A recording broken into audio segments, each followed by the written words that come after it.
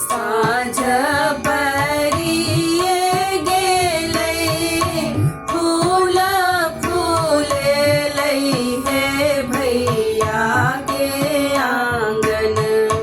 साँझ परिये गेलै फूल फूलेलै हे भैया के आंगन।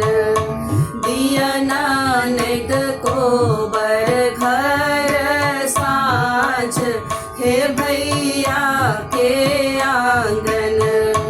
दिया नानक कोबर घर साँझ हे भैया के आंगन। कथी केर दियरा हे भौजी कथी सूत बाती हे भैया के आंगन। कथी केर दियरा हे भौजी कथी सूत बाती हे भैया के आंगन।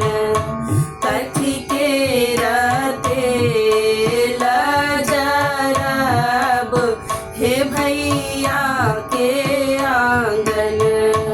कथी केर तेल जरब हे भैया के आंगन।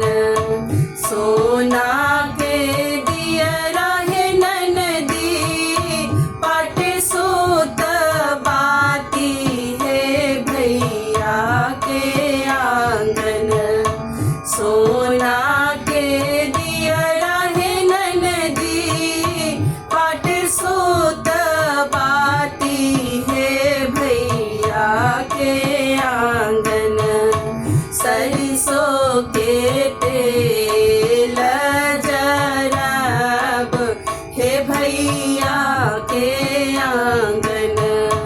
सरसों के तेल जरब हे भैया के आंगन। जर लागल दियरा हे भौजी झमक लागल बाती हे भैया के आंगन।